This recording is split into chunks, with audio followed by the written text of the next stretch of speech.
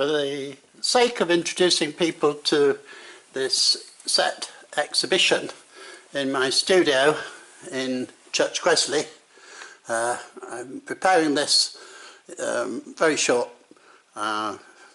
exposition on the exhibition itself. If you come, you'll find it under the title The New Testament but Not As You Know It, and you'll find artworks. And for the first time, if I go back down the stairs, you'll see that the whole of the letter is put on one board, which is really rather marvellous, because for the very first time we've got all the words of the text. I put them in literal English, and they're there, and they show up what is there to be found in the Greek, which is the repeating style ABB prime, and as the presentation shows, each section is made up of this style of writing. There are actually 4 sections. God is light, live in light, section A, and it begins with looked upon and testify. And opposite is God is love, live in love, and is looked upon and testify. So you never saw that before. In fact, no commentator has. And the middle 2 sections work out as love not the world, love one another. And all the references to loving one another in the letter are to be found in section B prime, the second of the 2 middle sections. This is a typical chiasm, an old-fashioned chiasm and way of structuring a letter or a presentation of anything. Here's into the studio to see how these things are laid out. The very first piece of work I did was on the central section of Luke's Gospel, and here are all the words that make up that section of that Gospel, and you'll see it doesn't start anywhere but 9 verse 43b, and not 9 verse 51, even as 2-volumed commentaries will say, the second volume beginning at 9:51. Yep.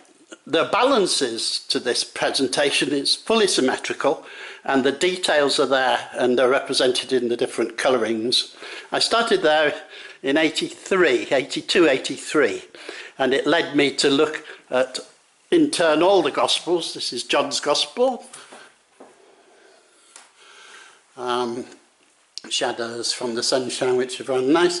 A 7-section chiasm, hence the menorah at the top. Shadows hiding it, there we go. John's Gospel. But again, there's more to it than just a chiasm of 7 sections, just as we find with the Revelation that there's another use of the menorah for its structure, and the Revelation, if I keep stepping back, you'll see is also 7 sections and the chiasm, but this one really works that way, that there is symmetry around the central section of 7 visions. What is beyond understanding is that nobody's translated this as it's meant to be translated, and I saw, and I saw, and I saw, and I saw, and I saw, and I saw, and I saw. Because translators have put other words to the Greek, nobody's seen that, in fact, it's a 7 sections times 7 layout. And if there's meaning in numbers, as there certainly was in the first centuries, it means that God's perfect plan will come to its fulfillment. With John's Gospel, it's a 7 times 12 arrangement. Again, it's God's perfect plan coming to its full fulfillment. Luke, I've got down here, and it's the second work by Luke that repeats the same structure, and the balances across the sections are many indeed. My doctorate was on Mark's Gospel, and this shows 4 series of 7 days, but was the first of the books to show me clearly that the writers of the New Testament did know Homer's work, and it's 3 days, a turning point day, and 3 days. You got that? So On the last series, Jesus enters the temple, but because it's late, goes out. That's introductory. First development the next day. He curses the fig tree and clears the temple. Third day, the sort of A day, B day, and B prime day. The third of the three, he goes on to say that after the fig tree is noticed to have withered, that there will be a destruction of the temple along with Jerusalem. 3 days follow this side, and it begins with the two disciples that are sent out to prepare the room for Jesus' Last Supper. Just as there were two disciples sent out to get Jesus' donkey, it's a kind of link that shows that there's a beginning here, and similarly there's a beginning here, which then majors in its B and B prime parts on the death and the resurrection of Christ, so that overall Mark's telling us that Jesus completes the old covenant this side of his scheme, of his matrix, and Jesus establishes or begins and opens the era of the new covenant on this side, so that we have the sun rising on the very last day as opposed to setting on the first. The sun is setting on the old covenant, it is rising on the new, and that tells us a lot about Mark's approach. If Mark's was a drama, Matthew has taken the contents and made it into a manual of Christian doctrine for memorizing.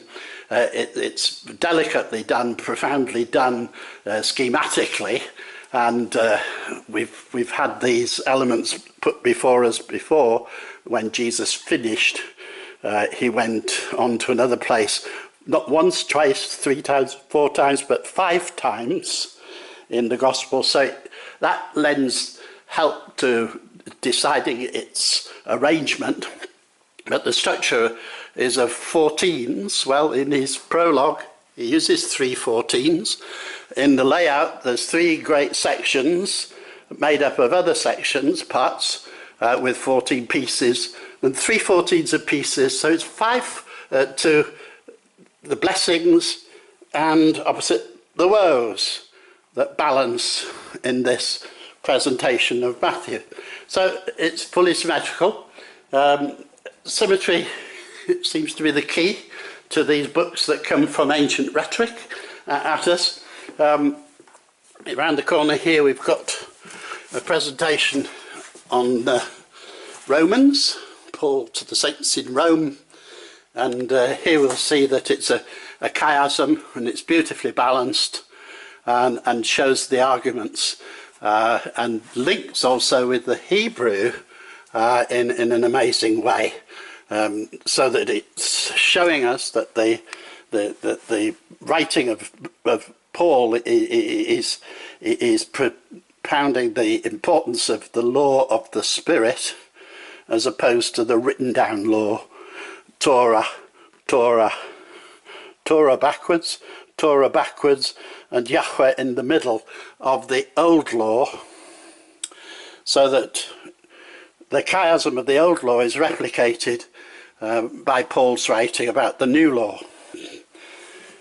Come and see this exhibition. You'll find more about 1 Peter than you've ever known before. Another rather 1 John type compilation of 4 sections, A, B, B prime, A prime, made up of A, B, B prime. Each section, same too with James, just the same, another 4 sections.